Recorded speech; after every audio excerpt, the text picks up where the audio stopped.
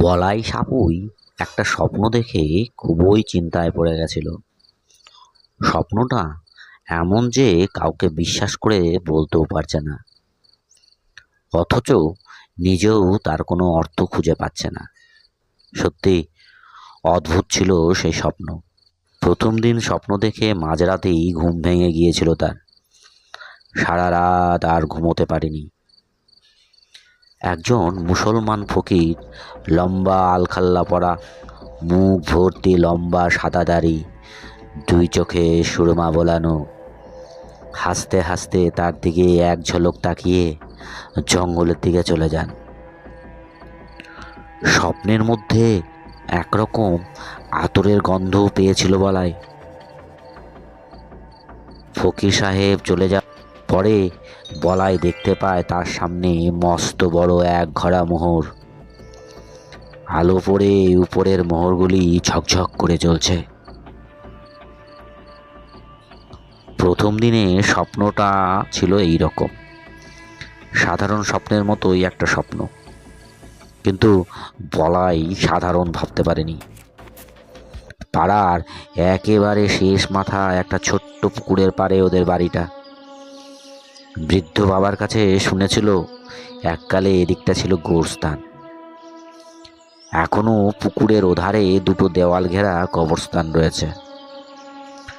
গোরস্থানের পরে লোকের বাসস্থান হয়েছে, এ নিয়ে কেউ মাথা ঘামায় না বড় একটা। অনেকে ভুলেই গেছে, কিন্তু বলাই কথাটা ভুলতে পারেনি। ওর বাবা বলেছিল, বুলু, শ্মশান কবরস্থান হলো পবিত্র স্থান। কোনো অপকর্ম বাড়ির উপরে করিস না। চলাফেরায় হুঁশিয়ারি থাকিস, যেন বাড়ি কোনোভাবে অপবিত্র না হয়। বাবা যতদিন জীবিত ছিলেন বাড়ির সদর দরজার সামনে কাঁঠাল গাছতলায় প্রতিদিন সন্ধ্যায় নিজে হাতে প্রদীপ দিয়েছেন।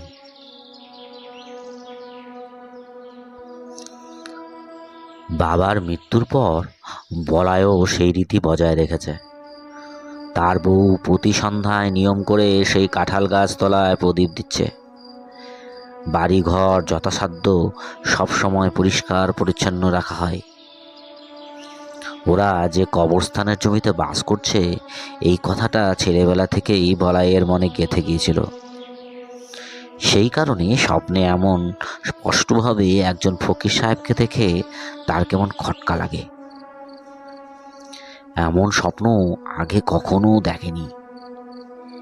এটা কোনো অমঙ্গলের আভাস কিনা, এসব কথা ভেবে ভেবে রাত কাটিয়ে দিয়েছিল। তার উপরে মোহর ভর্তি ঘোড়া, সেটারও একটা প্রভাব পড়েছিল বলাইয়ের মনে। মাটি খুঁড়ে মোহর পাওয়ার একটা আবছা কল্পনা তার মনে ছাপ ফেলেছিল। কিন্তু দিন দুয়েকের মধ্যে স্বপ্নের কথা আবার ভুলে গিয়েছিল একরকম। স্বপ্ন নিয়ে মাথা ঘামানো নিরর্থক বোধ হয়েছিল তার কাছে। মানুষ ভালো মন্দ কত কিছু তো স্বপ্নে দেখে, তার আবার গুরুত্ব কি? স্বপ্ন স্বপ্নই, একটা মিথ্যা ছায়া। আসলে হঠাৎ ওরকম একজন মুসলমান ফকির আবার মোহরের ঘোড়া স্বপ্নের মধ্যে দেখার পরে তাৎক্ষণিকভাবে একটা ধাক্কা লেগেছিল বলাইয়ের মনে। কেমন একটা ঘোর লেগে গিয়েছিল। তাই ভেবেছিল মোহর স্বপ্ন যখন যা কাউকে না জানানোই ভালো। কিন্তু ওই ঘোর দিন দুয়ের মধ্যেই কেটে গিয়েছিল। নিজের দোকানের কাজের চাপেও মুছে গিয়েছিল মোহরের কথা মন থেকে। কিন্তু ভাগ্যের লিখন বলাইকে ভুলতে দেবে কেন? খরা ভর্তি মোহর যে তার ভাগ্যের সঙ্গে জড়িয়ে আছে তা তো আর জানা ছিল না তার। একই স্বপ্ন ফিরে এলো দ্বিতীয়বার। 7 দিনের মাথায় আবার এক রাতে সেই ফকির সাহেব দেখা দেন। এবারেও মোহরের ঘোড়াটা ছিল ফকির সাহেবের সামনে পায়ের কাছে। ফকির সাহেব বলাইকে কিছু কথা বলেছিলেন, কিন্তু সেই কথাগুলো ঘুম ভেঙে উঠে তা স্মরণ করতে পারেনি সে। প্রায় একই স্বপ্ন এক সপ্তাহের মাথায় পর পর দুবার দেখার পর বলায় আর গাল গা দিয়ে থাকতে পারেনি। স্বপ্নের ভাবনা তার মনে গভীর ছাপ ফেলল। কিছুতেই মন থেকে সরাতে পারে না ঘোড়া ভর্তি মোহর আর ফকির সাহেবের চিন্তা। সব মিথ্যা। কাজের মধ্যে থেকে তার চোখের সামনে ভেসে ওঠে সেই দৃশ্য। অভাবী মানুষ সে, মোহরের চিন্তা মনে নেশা ধরিয়ে দিয়েছে। সব মিথ্যা। অলিক যেন মনে নানান সুখের স্বপ্ন কল্পনা বুদবুদের মতো জেগে ওঠে। কেন এমন স্বপ্ন আবার ফিরে এলো? সেই স্বপ্নই ক্রমশ জোরালো হয়ে তার মনে, তার উত্তরও তার অজানা। স্বপ্ন মিথ্যা হলেও কোনো কোনো স্বপ্ন যে সত্যি ফলে যায় এমন কথাও অনেকের মুখে শুনেছে বলাই। তাই তার মনেও বুঝি একটা ক্ষীণ ও আশাও কি ঝুঁকি মারছিল। তাই কথাটা কাউকে না জানানোই উচিত মনে হয়েছিল তার। কিন্তু তার করণীয় কি হবে তাও কিছু মাথায় আসছিল না তার। মাথার ঘাম পায়ে ফেলে পরিশ্রমের জীবনে একটা বাড়তি চাপ হয়ে উঠল স্বপ্নে দেখা ওই ফকির সাহেব আর মোহরের ঘোড়া। 7 দিন পার হতে না হতেই আবার এক রাতে দেখা দিলেন ফকির সাহেব। 7 দিন পার হতে পারে না, আবার এক রাতে দেখা দিলেন ফকির সাহেব। মুখে তার প্রসন্ন হাসি, গলায় তসবির ঝুলছে, এক হাতে তসবিরের গুটি খুঁটছেন আর কি যেন বিড়বিড় করে বলছেন। কিছুক্ষণ দাঁড়িয়ে থেকে মুখ ঘুরিয়ে হেঁটে চলে গেলেন ঘন গাছপালা আর ভিড়ের অন্ধকারে। তারপর তাকে আর দেখা গেল না। সেইক্ষণে ঘুমও ভেঙে গেল বলাইয়ের। হুড়মুড় করে বিছানায় উঠে বসে ঘরের আলো জ্বালায়। একবার নয়, দুবার নয়, 3বার একই মানুষ দেখা দিলেন স্বপ্নে। তৃতীয়বারের স্বপ্নে অবশ্য মোহরের ঘোড়াটা দেখতে পাওয়া যায়নি। তাতে কি, মানুষ তো একজনই। বলাইয়ের মনে এবার দৃঢ় বিশ্বাস জন্মে, এ স্বপ্নের নিশ্চয়ই কোনো মানে থাকবে, নইলে আসবে কেন ফিরে ফিরে। বাকি রাতটা নানান রকম কল্পনা আর ভাবনার মধ্যে কেটে যায়। ভোর হবার আগেই বিছানায় ছেড়ে উঠে পড়ে। সকালে নিত্যদিনের মতো বিড়ি ফুঁকতে ফুঁকতে দোকান খুলতে বেরিয়ে পড়ে। বাড়িতে মুখ খোলে না কারো কাছে। সারাটা দিন একরকম ঘোরের মধ্যে কেটে যায়। কেন দেখছে এমন স্বপ্ন? কি হতে পারে কারণটা? এই এক ভাবনা কেবল ঘুরপাক খাচ্ছে মাথায়। সন্ধ্যা হতে হঠাৎ কি মনে হয় বলাইয়ের, কাজের ছেলেটাকে দোকানে বসিয়ে সুধা চলে যায় বাজারের মসজিদে। বলাইয়ের দোকান থেকে বাজার মিনিট 5-এর দূরত্ব। বহুদিনের পুরনো মসজিদ আছে বাজারে, নতুন করে সংস্কার হয়েছে বছর কয়েক আগে। একজন বৃদ্ধ ইমাম সাহেব মসজিদের দায়িত্ব প্রতিপালন করেন। এ এলাকার পুরনো বাসিন্দা তিনি। ধার্মিক মানুষ, বড় মিষ্টি করে কথা বলেন। মানুষটাকে মান্য না করে পারে না কেউ। হিন্দু মুসলমান সকলের সঙ্গে সমান ব্যবহার তার। কোরআন তেলাওয়াত, তাসবির জপ আর 5 ওয়াক্ত নামাজ, এর মধ্যেই ডুবে থাকেন তিনি। কি ভেবে যে সরাসরি ইমাম সাহেবের কাছে চলে গেল তা বলাই নিজেও জানে না। হঠাৎ মানুষটার কথা মনে হতেই হাতের কাজ ফেলে রেখে চলে এসেছে। নামাজ সবে শেষ হয়েছে। নামাজিরাও নামাজ আদায় করে যে যার কাজে চলে যাচ্ছে একে একে মসজিদ ছেড়ে। বৃদ্ধ ইমাম সাহেব মসজিদের ভিতরে রয়েছেন, দেখতেও পাওয়া যাচ্ছিল। একাই বসে আছেন কোণের দিকে। এক সময় মসজিদ সম্পূর্ণ ফাঁকা হয়ে গেল। বলাই 2 পায়ে গিয়েও থমকে দাঁড়িয়ে পড়ে। আগে কোনোদিন মসজিদের ভেতর ঢোকেনি, ঢুকতে পারা যায় কিনা তাও জানে না বলাই। তাই মনে দ্বিধা দেখা দেয় তার মনে। কিন্তু এসে ফিরে যাবে? বলাই দাঁড়িয়ে ভাবছে। এমন সময় দেখলো মসজিদ থেকে বারান্দায় বেরিয়ে আসছে ইমাম সাহেব। তাকিয়ে দেখছে বলাইকে। বুকের ভেতর থেকে কে যেন ঠেলে দেয় বলাইকে। মুহূর্তে দ্বিধা সংকোচ মুছে যায় মন থেকে। সে এগিয়ে যায় মসজিদের দিকে। ইমাম সাহেবের সঙ্গে আগেই জানাশোনা রয়েছে বলাইয়ের। প্রায় সময়ই তার দোকানে চা খেতে যান তিনি। এটা সেটা কথা হয়। চাচা বলেই সম্বোধন করে বলাই। কাছে এগিয়ে যেতে ইমাম সাহেব ওই আগে অবাক হয়ে জিজ্ঞাসা করেন, কি ব্যাপার বলাই? বলাই নিঃসংকোচে বলে, হ্যাঁ চাচা, একটা কথা জিজ্ঞাসা করতে এলাম তোমাকে। ইমাম সাহেব বলাইকে ডেকে মসজিদের ভিতরে নিয়ে গেলেন। দুজনে বসলেন মেঝেতে। মুখোমুখি বসে বলাই এতদিন যে কথা মনে চেপে রেখেছিল সব কথা খুলে বলে গেল গড়গড় করে। সব কথা মনোযোগ দিয়ে শুনে ইমাম সাহেব দাড়িতে হাত বুলিয়ে চোখ বুজে কি ভাবলেন। তারপর বললেন, তোমার বাবা ইমানদার মানুষ ছিলেন। সেই খোয়াবের গুণে তোমার এই খোয়াব দেখা। সবাই আল্লাহর রহমত। ইমাম সাহেব উঠে দাঁড়ালেন। বলাইকে উঠে দাঁড়াতে বললেন। তারপর বিড়বিড় করে দোয়া পাঠ করে 3 বার লম্বা ফুঁকি দিলেন বলাইয়ের মাথায়। তিনি বললেন, দুপা পিছিয়ে যাও। শোনো বেটা, আমি ফুঁক দিয়ে দিলাম। ইনশাআল্লাহ কালই সত্য মিথ্যা বুঝতে পারবে। যাও, নিজের দোকান চলে যাও। পরিবেশটা এমনই হয়েছিল যে বলাই বাড়তি একটা কথা বলারও সুযোগ পায়নি। কেন এসেছিল, কার কথা জানার উদ্দেশ্যে ছিল, তার এসব কোনো কথাই আর তার মনে আসেনি। হনহন করে হেঁটে দোকানের দিকে চলে গিয়েছিল। পরের দিনই ঘটলো এক অদ্ভুত ঘটনা। বাজার সংলগ্ন চায়ের দোকান বলাইয়ের, তাই পুরনো নতুন সব রকম মিলিয়ে সারাদিনে মোটামুটি ভালোই ভিড় হয় খদ্দেরের। সকাল 6টা থেকে রাত 11টা পর্যন্ত টানা খোলা থাকে দোকান।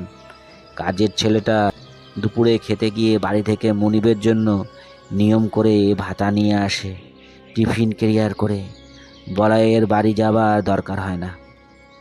বেলা 1টা থেকে 3টে পর্যন্ত খদ্দেরের ভিড় থাকে না বলাই চলে।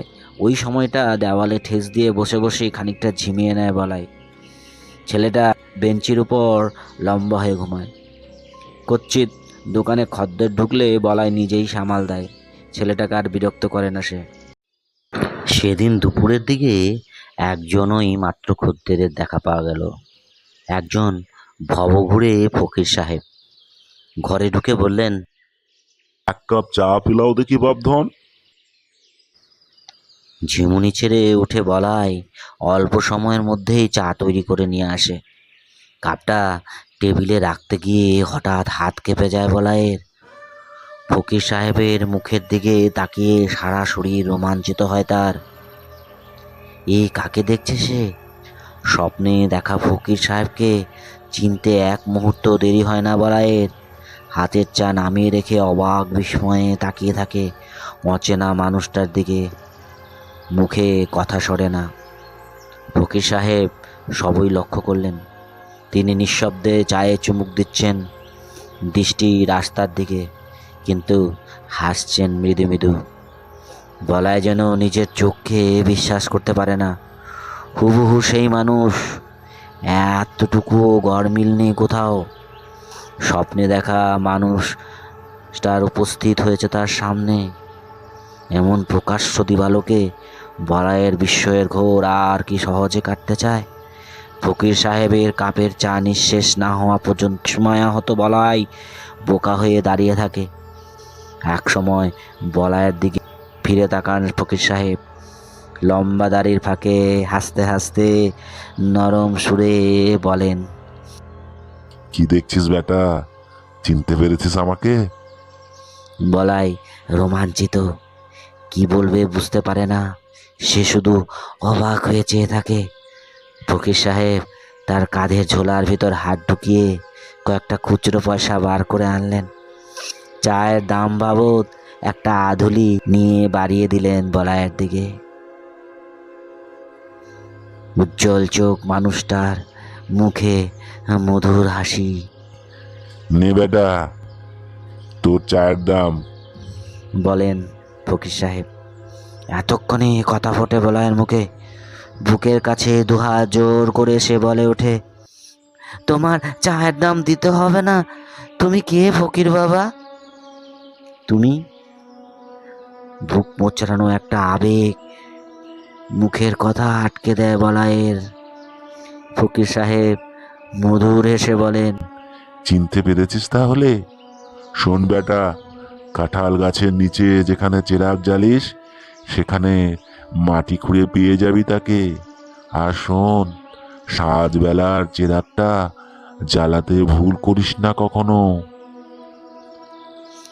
অভিভূত বলাই কিছু বলতে পারে না। তার ঠোঁট কাঁপছে থরথর করে, বিস্ফারিত চোখ আনন্দ বিস্ময়ে মাখামাখি। ফকির সাহেব হাত তুলে আশীর্বাদ জানিয়ে নীরবে রাস্তায় নেমে গেলেন। ফকির সাহেব দোকান থেকে বেরিয়ে যাবার পর যেন সম্বিত ফিরে পায় বলাই। কোনো কথা তো জিজ্ঞাসা করা হলো না ফকির সাহেবকে। কথাটা মনে হতেই লাফিয়ে রাস্তায় বেরিয়ে আসে বলাই। দুপুরের ফাঁকা রাস্তায় যানবাহন নেই বললেই চলে। দু চারজন পথচারী চোখে পড়ে, কিন্তু ফকির সাহেবকে কোথাও দেখতে পায় না বলাই। এপাশ ওপাশ পাগলের মতো ছুটোছুটি করে। মুহূর্তের মধ্যে অদৃশ্য হয়ে গেলেন মানুষটা। বুঝতেই পারল না সে।